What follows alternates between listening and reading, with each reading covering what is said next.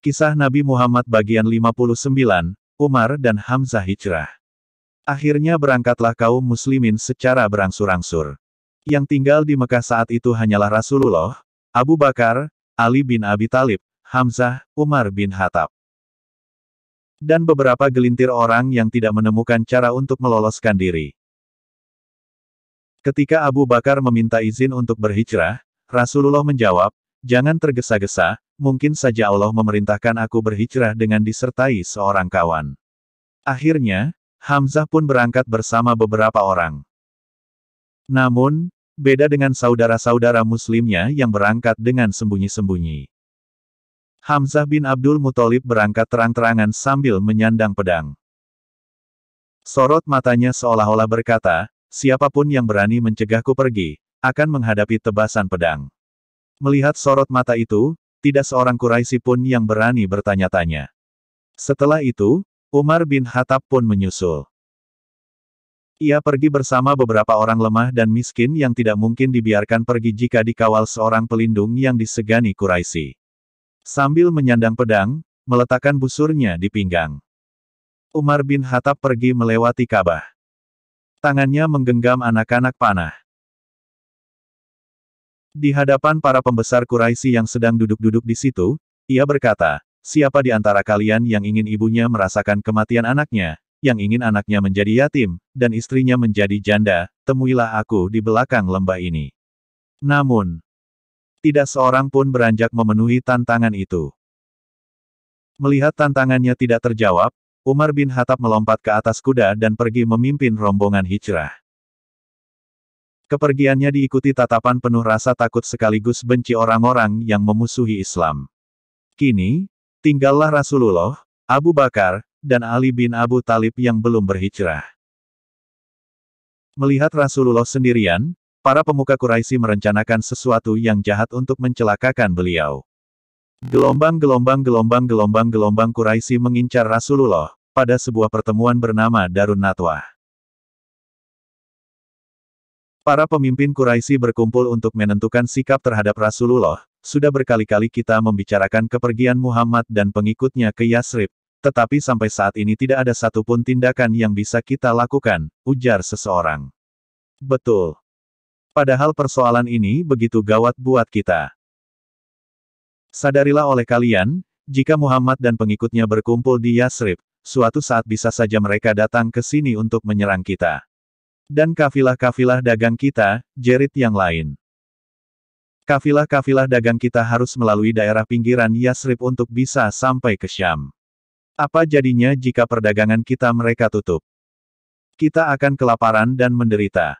Persis seperti kita mengurung Muhammad dan keluarganya selama beberapa tahun di Syi'ib Abu Thalib. Semua orang bergidik ngeri membayangkan kemungkinan itu. Sejenak tidak seorang pun tahu harus berkata apa. Sampai akhirnya, seseorang memecahkan keheningan, kita harus segera bertindak. Kemukakan usul kalian tentang apa yang harus kita lakukan. Masukkan dia dalam kurungan besi dan tutup pintunya rapat-rapat. Kemudian kita awasi biar dia mengalami nasib seperti penyair-penyair semacamnya sebelum dia, seperti Zuhair dan Nabigah. Namun pendapat ini tidak mendapat dukungan yang lain. Kita usir dia, buang saja dia keluar Mekah. Namun, nanti dia bisa bergabung dengan pengikutnya di Yasrib. Akhirnya mereka menyetujui usul Abu Jahal yang sangat kejam, kita ambil seorang anak muda yang tangguh dan terpandang dari setiap suku. Kemudian suruh mereka menusuk Muhammad secara bersama-sama dengan pedang-pedang yang telah diasah setajam mungkin. Bani Abdu Manaf dan Bani Hashim tidak akan bisa membalas kematian Muhammad karena seluruh suku di sini terlibat pembunuhan itu. Paling-paling kita hanya harus membayar ganti rugi yang bisa kita tanggung bersama-sama. Gelombang persiapan hijrah Rasulullah, pada hari dilaksanakannya rapat untuk membunuh Rasulullah. Jibril turun dan menyampaikan firman Allah yang membongkar rencana Quraisy tersebut. Setelah itu, Jibril berkata, "Ya Rasulullah, jangan Anda tidur malam ini di atas tempat tidur yang biasa. Sesungguhnya Allah menyuruh Anda agar berangkat hijrah ke Yasrib." Jibril juga menyampaikan bahwa kawan hijrah Rasulullah adalah Abu Bakar.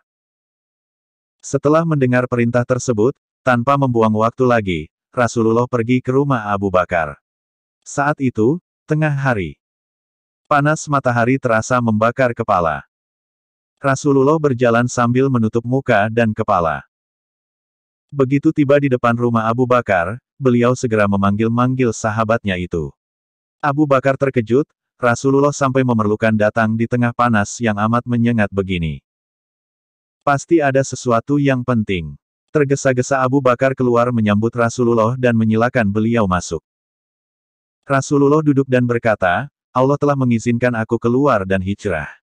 Dengan hati berdebar dan penuh harap, Abu Bakar bertanya, berkawan dengan saya ya Rasulullah. Rasulullah tersenyum, ya dengan izin Allah. Saat itu juga, Abu Bakar menangis karena begitu bahagia. Sudah berbulan-bulan lamanya ia berharap agar Allah memberinya kehormatan untuk menemani hijrah Rasulullah. Saat ini, impiannya itu menjadi kenyataan. Abu Bakar bangkit dan menunjukkan 2 ekor unta yang sangat bagus. Ya Rasulullah, ambillah salah satu dari kedua ekor unta ini untuk kendaraan Tuan. Rasulullah kemudian memilih seekor unta dan beliau namakan Al-Qushwa. Abu Bakar segera berkemas. Beliau memerintahkan kedua putrinya, yaitu Aisyah dan Asma, untuk membantu menyiapkan bekal. Rasulullah cepat-cepat kembali ke rumah dan memanggil Ali bin Abi Thalib. Beliau berpesan agar Ali mengembalikan semua barang orang-orang yang sebelumnya dititipkan kepada Rasulullah, gelombang pemandu. Rasulullah dan Abu Bakar menyewa seorang pemandu atau penunjuk jalan bernama Abdullah bin Uraikid. Ia termasuk orang Quraisy yang tinggal di luar kota Mekah. Ia hafal benar jalan-jalan dan situasi di daerah itu. Ia masih seorang musyrik, tetapi dapat dipercaya. Gelombang daya tahan Rasulullah. Hijrah menandai berakhirnya periode Mekah dalam dakwah Rasulullah. Selama 13 tahun berdakwah di Mekah, Rasulullah telah menunjukkan daya tahan, kesabaran, dan ketabahan yang luar biasa. Beliau menerima semua perlakuan buruk orang kafir selama bertahun-tahun tanpa amarah, apalagi hingga patah semangat. Bersambung bagian 60.